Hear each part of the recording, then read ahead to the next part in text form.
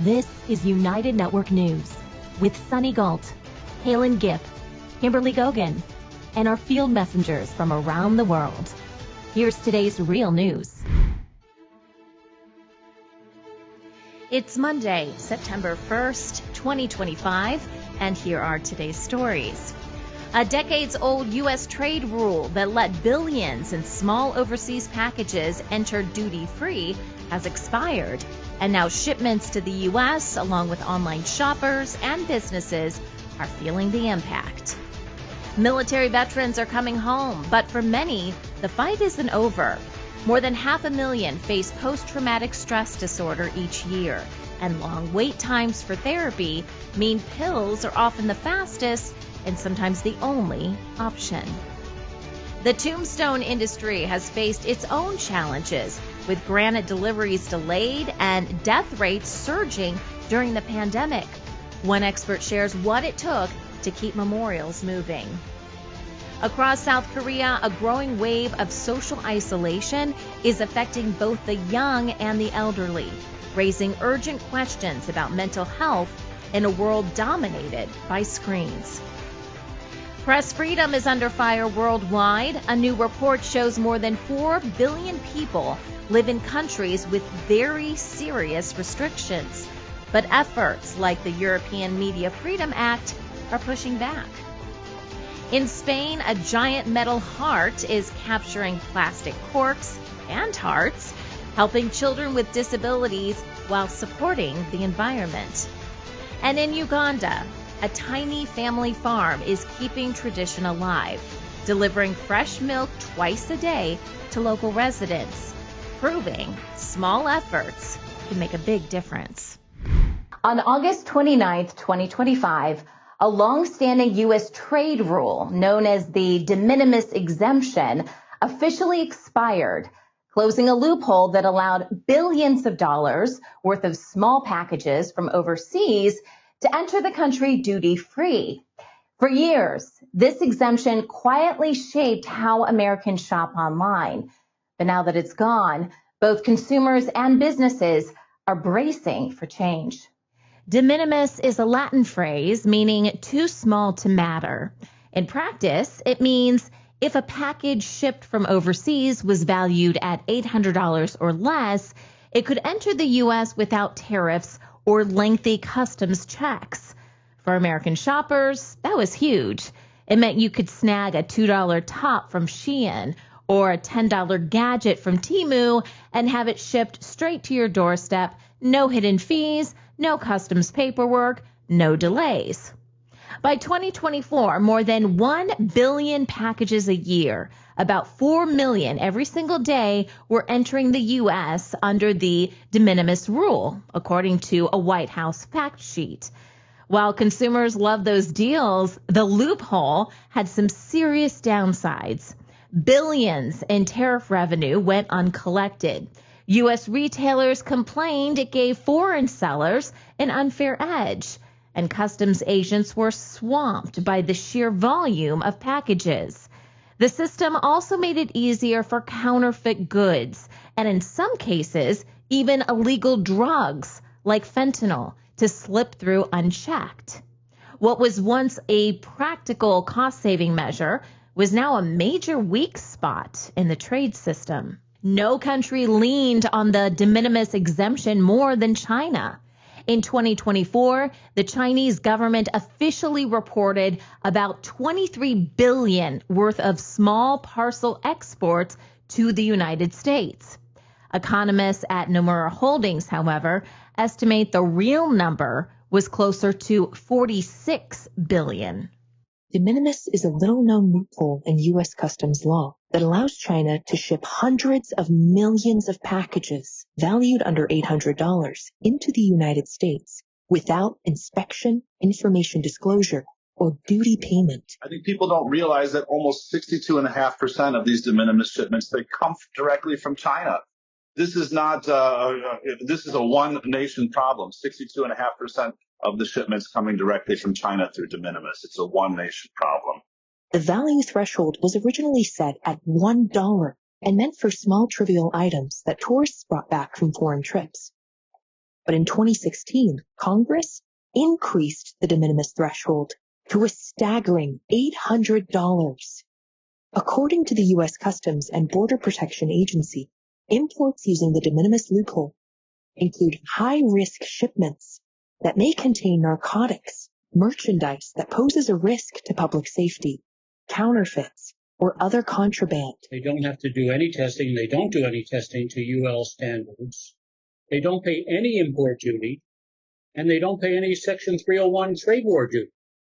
How is this fair? I mean, we're following all the rules.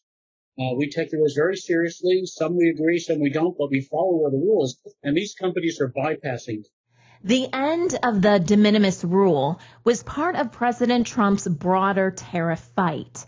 From early on, he targeted China's heavy use of the exemption, first suspending shipments from China and Hong Kong, then slapping on steep duties. In the summer, Trump took it a step further, announcing the exemption would end completely for all countries on August 29th, with all packages now subject to reciprocal tariffs. Postal services around the world, including Germany, France, Sweden, Norway, Austria, Japan, Australia, India, and Mexico have temporarily halted or limited mail services to the U.S., citing confusion about how to process millions of low-value packages that have lost their duty-free treatment. We still have some unclarities due to the executive order coming from the U.S. and regarding the postal shipment of goods from one country into the U.S. For example, regarding the data exchange and the customs regulation. And unless we have clarity in these questions, we will have to suspend the shipment of goods.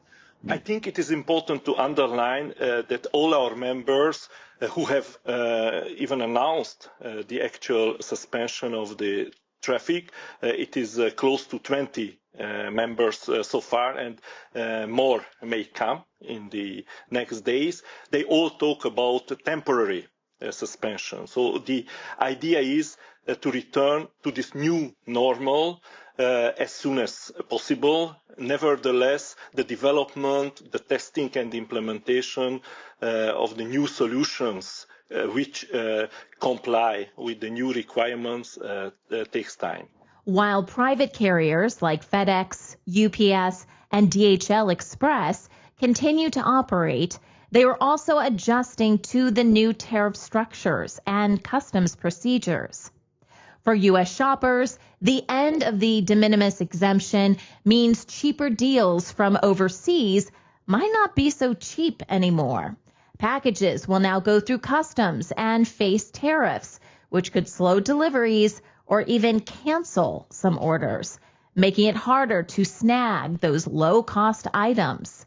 Lower income and budget-conscious buyers will feel it the most, and a lot of people might just stick with domestic stores instead. But it's not just shoppers feeling the pinch. Small U.S. businesses that rely on importing goods or selling cross-border are dealing with higher shipping costs, extra paperwork, and slower supply chains, which can squeeze profits and limit what they're able to offer customers. My name is Dominic Fernolo from Albany, New York. I'm Allison from Raleigh, North Carolina. Andrea Deutsch, and I'm from Narberth, Pennsylvania. I'm Beth. And I'm Kristen. We're from Minnesota. Amy Leinbach, based in Texas. TJ Samanchin from Wisconsin. I own Yono's Restaurant in DP and American Brasserie. Spot's the Place for Paws, a small pet store. A company called Busy Baby. Big B Little B. Wonder Steak Coffee. Trump's tariffs are killing my business. They are making the prices of my toys go up. They're making the prices of my food go up. Trump's tariffs are killing my bakery and incubator kitchen. Right now, because of the tariffs, I am looking at 2 months left before I go out of business. We have a few months worth of inventory on hand, but we have no orders currently in production because of the impossible tariffs. We buy coffee from small farmers from around the world. We can't grow coffee in the United States. We think this might cost us upwards of $250,000 in unexpected tax this year. We will have to probably eventually pass that cost on to our customers. Trump's tariffs are hurting my restaurant, hurting our industry, slowing down the supply chain, driving up prices. We need to have common sense from our federal government. We need predictability for our businesses. They are the lifeblood of our communities. These small businesses go away, which they are absolutely on the precipice of. We will lose the heart and soul of America. It makes you wonder, why is the U.S. government acting now? The de minimis exemption has been in place for nearly a century, yet the crackdown hits suddenly, leaving consumers and small businesses scrambling. Is this really about protecting domestic retailers, or is this just a way to raise tariff revenue at a time when governments are struggling and desperate to stay afloat? Military veterans returning home from service face an invisible wound that can be just as devastating as any physical injury: post-traumatic stress disorder, or PTSD. The Department of Veteran Affairs, or VA, estimates more than 500,000 veterans each year are diagnosed with PTSD. While the VA recognizes talk therapy as the most effective treatment, the reality is therapy is often hard to access. Long wait times and limited staffing mean many veterans are offered something much quicker: pills. One of the most troubling trends in PTSD treatment is polypharmacy, the practice of prescribing multiple psychiatric medications at once. The VA itself acknowledges the risks, yet prescribing drug cocktails remains one of the most common ways veterans are treated. The numbers are sobering. According to the VA, in 2019, nearly 60% of their patients with PTSD were on 2 or more central nervous system drugs at the same time. That's more than 520,000 veterans. Some were prescribed 5 or more powerful medications at once. These drug combinations often include antidepressants, benzodiazepines, antipsychotics, and even opioids. When layered together, the effects can be unpredictable and dangerous. In my practice, I see people come to me all the time on a variety of medications. I would say the average is 4 to 5. The most that I've personally taken someone in was 11 at the same time. And, I actually had a copy of their VA record. And so I saw their current medications. They were on 11. 9 of them were psychiatric medications. 2 of them were opioid painkillers, 2 different ones. And that person is now medication free. I will, want to make sure I underline that, and living a normal life without any of that stuff. But when that person came into my office, they couldn't negotiate the door frame. It was just sad to see. They came in, they hit the one side and kind of toddled over and hit the other side, and they went into my office and sat down in the chair. And, I looked at him very suspiciously and I said, "How did you get here?" And this guy got all indignant and said, "I drove." Whoa. Like, I don't even know what to do when this interview is over. Like, can I let you leave? Is that even legal? Crazy. But that was probably the 11 was the worst. But it's, 6, 7, 8 I see, and average is about 5. And people are very incapacitated. They know they're incapacitated, but the mythology is that it's this underlying mental illness that's incapacitating them, when in fact it's the medications. Behind the statistics are heartbreaking stories. Veterans describe feeling numbed out or like zombies while on these medications. Some have lost marriages, jobs, and their sense of self because of side effects. Others tragically became part of the veteran suicide crisis, a rate nearly double that of the general U.S. population. What makes this especially difficult is many veterans are warned that refusing medication could affect their disability benefits. That puts them in an impossible situation. Take drugs that may worsen their condition or risk losing financial support. The roots of the problem are complex. A severe shortage of therapists means veterans are far more likely to see a psychiatrist who can prescribe medication than a psychologist who provides talk therapy. In fact, according to the U.S. Government Accountability Office, only about 15% of veterans with PTSD, depression, or anxiety are offered psychotherapy instead of medication.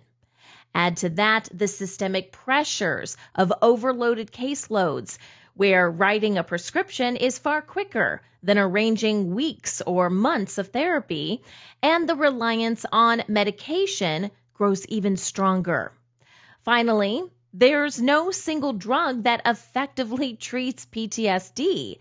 Doctors often attempt to target different symptoms like insomnia, depression, and anxiety by layering multiple prescriptions, which too often leads to polypharmacy. So your medications for PTSD are not working. That actually sounds about right. No medications out there on the market are directed towards your actual trauma. And your trauma is what is actually driving those PTSD symptoms. So without actually addressing the trauma, there's no way that medications can fully cover all that up. There's too many symptoms of PTSD. There are 20 different symptoms of PTSD, and they can show up all different types of ways. Medications, at least as they stand today, do not tackle all 20 symptoms. Medications don't change the way you look at a scenario. They don't change the potential loss that you had during your trauma. They don't change how you now look at other people or the world as a result of the trauma. When somebody experiences a trauma, the last thing they want to do is re-experience that trauma. So often what they do is they avoid thinking about it, avoid feeling the emotions associated with the trauma, avoid people, places, situations that remind them of the trauma. They avoid anything that looks like, smells like, tastes like, sounds like the trauma. And sometimes what medications can do is they can actually help somebody avoid. They can help somebody not feel those emotions that maybe they need to feel in order to move past their trauma. Frustrated, many veterans are taking matters into their own hands. Some turn to holistic approaches like yoga, meditation, equine therapy, and acupuncture. Others look to nutritional support, exercise, and sleep-focused strategies to restore balance. There's also growing interest in psychedelic therapies. Psilocybin, the active compound in certain mushrooms, has been shown in pilot studies to ease depression and trauma symptoms in veterans, with some experiencing lasting benefits months after treatment. DMT, often called the spirit molecule, is being investigated for its ability to create rapid, transformative experiences that may help veterans break through patterns of fear and distress. Ayahuasca has also shown encouraging results in small clinical studies, where many combat veterans reported major reductions in PTSD symptoms and improvements in emotional well-being. While these treatments remain illegal in the U.S., bipartisan bills in Congress aim to fund VA research into psychedelics. There are these things out there that can be used to treat you that you've never even thought of, or you've never even dreamt of. Do you consider yourself cured? Totally. When the PTSD really started to take effect, you'd relive this every night. And not just every night. Every time you close your eyes, you can feel the heat, you can taste the dust, and you can smell the explosives in the air. Last year, after 2 attempts to take his own life, Craig did something extreme, something that in this country would be illegal. He boarded a plane with 3 other veterans and went to Peru to take ayahuasca, an ancient plant remedy, a psychedelic drug found in the Amazonian jungle. The active ingredient in ayahuasca is DMT. It's generally consumed in a tea-like brew made from parts of the plant cooked in a large pot over a fire for many hours. A ceremony is conducted by a shaman, and the individual enters altered states of consciousness, usually lasting between 4 and 8 hours. DMT is one of several psychedelic substances that's shown potential to treat certain mental health conditions. Others include psilocybin, the active ingredient in magic mushrooms, and MDMA in ecstasy. Craig's friends thought he'd become a hippie. He himself was skeptical. I tried to go in with an open mind, as open a mind as I could, but when someone says, if you're going to take this drug, it's going to make you feel fantastic and probably sort your problems, of course it is. When you've taken it, we're going to shake this rattle and start chanting, and that's going to talk to the ayahuasca. And of course, they lost me at that point. They completely lost me. I still don't understand it, but it works. The path forward likely won't be one size fits all. For some, medication may remain an important tool. For others, talk therapy, community-based programs, or even alternative therapies may provide the breakthrough they need. What's clear is polypharmacy cannot remain the default. Veterans deserve more than a paper bag full of pills. They deserve safe, effective care that addresses root causes, not just symptoms. The Tombstone Industry faced big challenges during COVID, with the death rate tripling and granite deliveries halted by quarantines. UNN Field Messenger Amy interviews an industry expert to share this story. Hi, Field Messenger Amy, reporting from Plainfield, New Jersey for UNN. And today I'm going to take you to Plainfield Granite Works, where the owner, Scott, is going to tell us how his business was affected during COVID. When it comes to death, people have a financial and emotional loss, and it's very hard to recover from both of them. Some never recover from emotional loss because it's hard to bear that mom or dad passed away. Financially, it's a big expense, and we're on the bottom of this. We don't have to be done right away. What do you like most about what you do? Well, I enjoy that every day is a different day. Some days I'm out in the cemetery sandblasting, or I'm setting tombstones, or talking with a customer and selling them a monument. So I'm designing it. I really enjoy doing that. It's something that comes easy to me. I like the creativity, but also, more importantly, like helping the family to represent the loved ones. Does cremation affect your business? Yes, cremation is 65% now. So there's a lot of people that are being cremated. They don't think they need to be buried in a cemetery, but now a lot of them are putting in the cemetery, putting them on older family lots, and we are able to either mark them with a footstone or engrave their name on the monument that exists. And that works out. Did COVID affect your business? Yes, there was a big increase in that year because COVID tripled the death rate. And with that tripling, we found a big increase of monuments. And it trickled through the years still. We're getting them. Because not everybody puts up a tombstone right away. So a lot of people wait. And it's always been that way, not because of COVID. It's just been that way. About 20-25% put up a stone, the other ones wait. 10 or 15 never do anything. And what did you find people do with the COVID money they got? So during COVID, it was kind of interesting. I would get a phone call for somebody that needed 4 stones dating back from the 60s and 50s. I had one actually was over 100 years old. And it was 8 people that were never marked. And they used that COVID money to buy the tombstone. And they just, had X amount of money and they just, fine. They just wanted to get something done. So they actually put it to good use, which I thought was kind of nice. And what about you getting supplies during COVID? How were you? The biggest thing we had was a stencil. It's a rubber mask that we put onto the stone. We cut the letters or artwork and we sandblast it onto the monument. There's 2 manufacturers, Anchor and 3M. 3M decided they're not going to make it anymore for the monument industry, and it put a real big hurt. There was a long waiting line for the rubber stencil. Without this, we couldn't do anything. So there was a little hold up, and it was on national news a couple of times that they didn't know what to do. A lot of people are trying to hoard it. It only has a certain shelf life because it's rubber. It becomes dry and brittle. And when it gets that way, you can't use it. How about getting your supplies during COVID? The granite? Well, the granite, the industry shut down, so the trucks couldn't come down because there had to be a 2-week quarantine for them. And then they would come back, drop the load, and go back up, and it had to be 2-week quarantine. Nobody wanted to spend a month to drop off a load of stone. So the sheds shut down, all the manufacturing stopped because nobody was allowed to work. It was a ghost town around here. Even getting into the cemetery was very difficult for families. They couldn't see the loved ones being buried.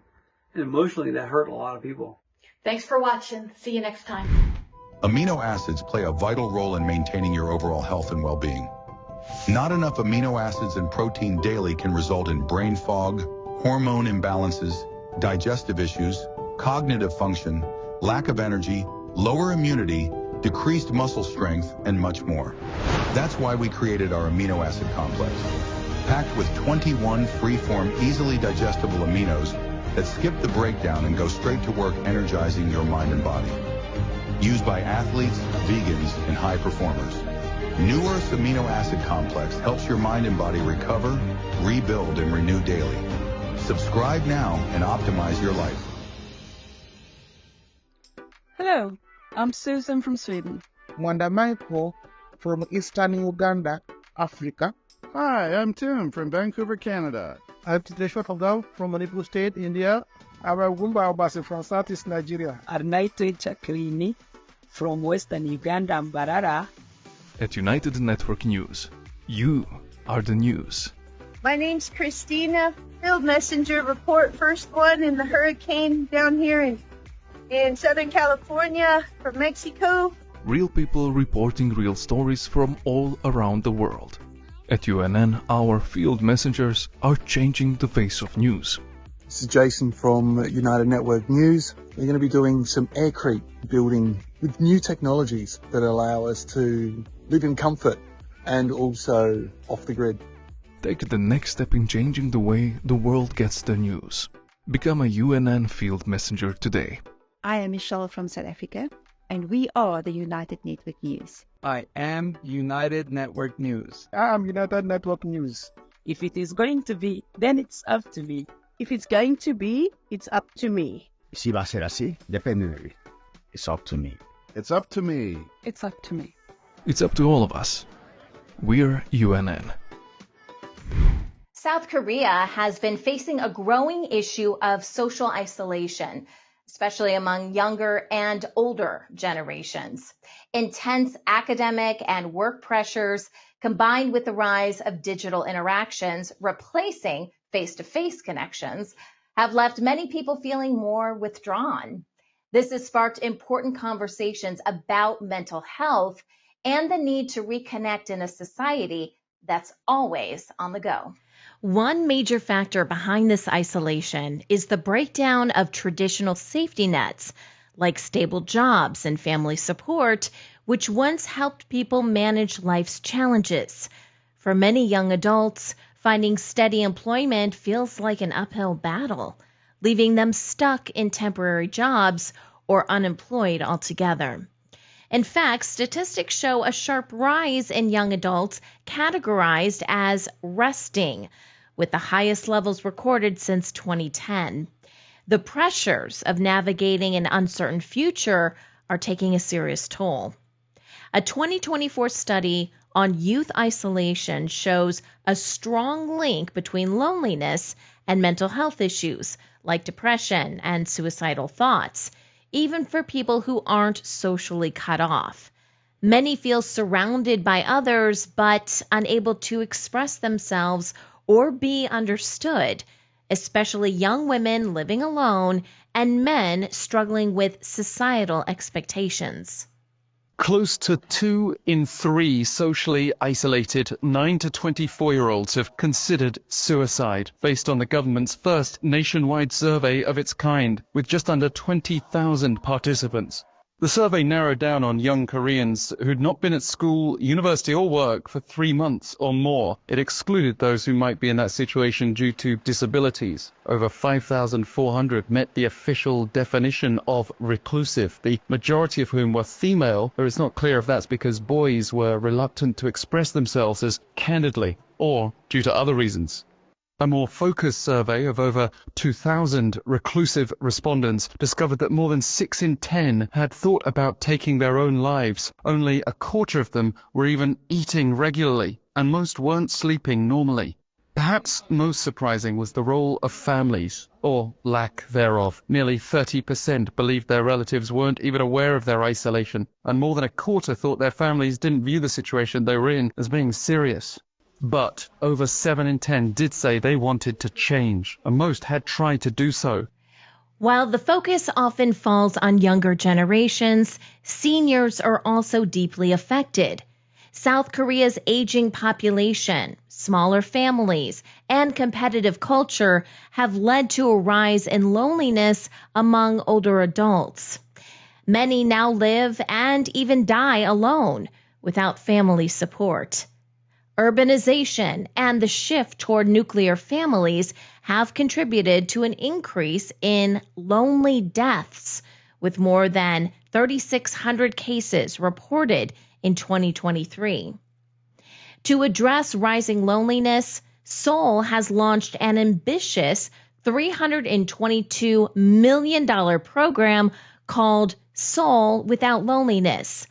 Throughout 5 years, the plan includes a 24-hour psychological helpline, community centers with social activities, a reward system for group participation, and apps to help people connect. However, experts warn these programs might only reach those who are already aware of their loneliness, leaving the most vulnerable behind. One particularly unique idea is the introduction of Mind convenience stores, where lonely folks can hang out, share a meal, watch a movie, or just be around others. No pressure to talk. Just being in the company of others can be healing. There are even counselors available for extra support. Some people have also started shared homes, creating spaces where residents can connect and feel supported. 31-year-old Yoo Seung-gyu runs what looks like an ordinary share house, with 6 people living under one roof. But these tenants all have one thing in common. They're all trying to reconnect with society after going through severe social isolation. They each had their own reasons to hide. After my parents' divorce, I grew up as a lonely child and started to pull away from other people.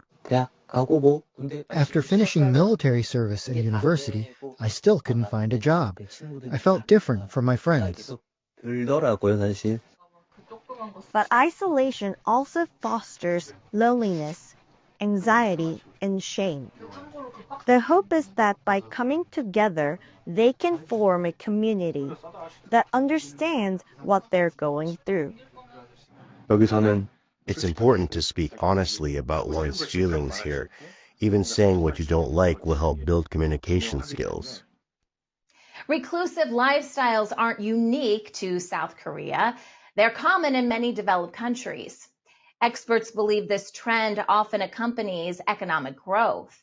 In 2018, Britain appointed a loneliness minister to address loneliness as a social issue. Japan introduced its own in 2021 after a rise in suicides during COVID. Loneliness is a global issue, one that requires thoughtful, creative solutions to help people feel more connected in an increasingly disconnected world. We all know press freedom is on the decline worldwide. The 2025 World Press Freedom Index by Reporters Without Borders confirms this troubling reality. More than half the world, 4.25 billion people, live in countries with very serious press freedom issues. That's 42 countries marked in red on their global map. However, there are some efforts to push back, with initiatives like The European Media Freedom Act, the European Union is stepping up to protect media independence and diversity. The European Media Freedom Act aims to protect newsrooms from government interference, prevent spyware use against reporters, tackle media concentration, and strengthen online news outlets. It's designed to create a safer, more transparent media landscape where news is based on facts, not politics or profits. However, without real action from the EU and national governments, it risks being just another empty promise as media independence faces growing threats in Europe. Europe has the freest media in the world, according to the international organization Reporters Without Borders. The 7 best places in the world for press freedom are all in Europe. But press freedom is getting progressively worse across the bloc. As you can see, countries with high levels of press freedom, those in green, are dropping down the rankings. In general, Northern and Western Europe fare the best, and it's harder to be a journalist in Southern and Eastern Europe. Greece is consistently at the bottom of the EU rankings. That's because of government interference with the media and wiretapping of journalists. But media freedom exists on a sliding scale, and things can all too easily tip in the wrong direction, even in supposedly stable democracies. Economic pressure plays a big role in putting press freedom at risk. Issues like ownership concentration, advertiser influence, and unclear public funding are making it harder for media to stay independent. Tech giants like Google and Facebook dominate ad revenue, leaving less financial support for journalism. They also amplify misinformation, further harming the media landscape. To make matters worse, media ownership is heavily concentrated or state-controlled in many countries, limiting diversity in news coverage. For example, Belarus ranks near the bottom in press freedom, according to Reporters Without Borders. After protests against Alexander Lukashenko in 2020, hundreds of journalists were arrested and 40 were jailed. Many, like Maria Savushkina, fled the country after facing threats from the Secret Service. It was a choice. You will stay and go to prison, or you will leave. Journalist Maria Savushkina chose to go. In 2021, she left her home country of Belarus, often called Europe's last dictatorship. Belarus has been near the bottom of press freedom rankings for years. Independent media no longer exists. Being subscribed to independent media, you can be arrested. In 2020, Maria co-founded the Chin Chin project, which posts political satire videos online. The videos are a counterpoint to Russian state television, which dominates Belarusian media. This is a problem, especially when young people turn to the propaganda content. I'm trying to find a new formats to reach young audience. After her team were threatened with arrest, they fled. Maria now lives in Berlin, where she continues to work on her project. I'm trying to keep people into agenda, to raise their belief in themselves, that they can influence to the situation, they can think critically about what happens. The European Media Freedom Act officially came into force on October 8th, but its implementation across EU member states has been shaky. For instance, Hungary has openly challenged the rules in court, while France is struggling with delays in adopting audiovisual reforms tied to the new law. Germany is also moving slowly, with regional states concerned about losing local control, complicating the process of updating its legislation. In the end, the battle for press freedom is far from over. The European Media Freedom Act offers a chance to create safer and more independent media landscapes, but it's only as strong as the commitment behind it. If governments and institutions don't follow through, it could end up being another missed chance to protect one of democracy's key pillars. In Fuerteventura, Spain, a large metal heart sculpture serves as a collection point for plastic corks to support an organization for children with disabilities. UNN Field Messenger Emma highlights this inspiring blend of art, compassion, and environmental care. Hi, my name is Emma. I'm a field messenger for UNN, reporting from Fuerteventura, Spain in Europe. So this is a very small restoration project. It's an organization who had an artist make a big heart to collect plastic, hard plastic. And the organization it goes to is for handicapped children. So they sell the plastic corks and other plastic and get paid to do that. So now I'm going to deliver my corks.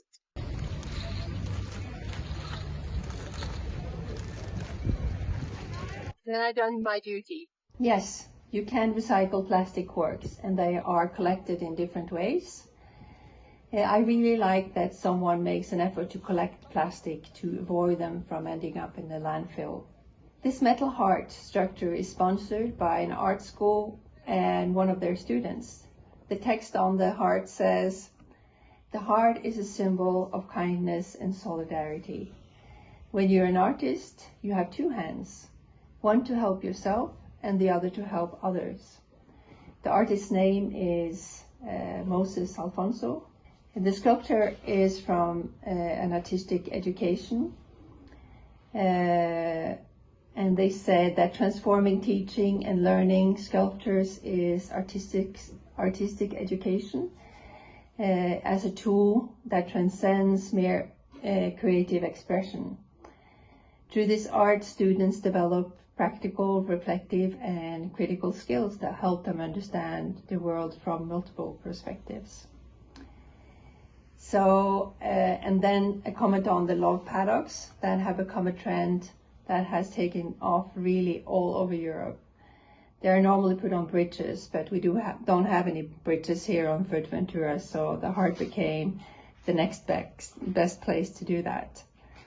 So hope you liked the report. Thank you for watching and see you next time. Bye. In eastern Uganda, a small farm is keeping tradition alive. With just 4 cows, it produces fresh milk twice a day, supplying it to locals. UNN Field Messenger Diane brings us this heartwarming story. Hello, this is Diane, Field Messenger for United Network News, reporting from eastern Uganda. Today I'd like to show you where my local milk supply comes from, and we will meet the 4 cows that service our community. Here we are watching the farm hand clean the milking area, applying a food-grade jelly that makes it easier to pull the mammary gland. Mammary gland is the nipple-like structure that is found under the udder. This is where the milk is extracted from. These ladies are milked twice a day, once in the morning and once in the evening. Each cow produces around 3 litres per milking period. We purchase milk every second day, and it is a first-come, first-served basis. If you arrive late, you can leave your container for collection on the next milking period. The farmer tells me that she has been supplying the locals with milk in this area for over 4 years now. The quality of milk is excellent. Once collected, we bring it home and put it into glass jars and into the fridge. Overnight, the cream rises to the top. It's such a great reminder of when I was a child and milk was gathered from the dairy farm next door. We all fought for that cream that was on the top. Just on dusk, the cows are taken out for an evening walk. This has been Diane from eastern Uganda. Thank you for watching. UNN is changing the face of news. Join us for our weekly Field Messenger meetings and learn how you can make a difference. Visit unitednetwork.earth for more information. Thanks for watching.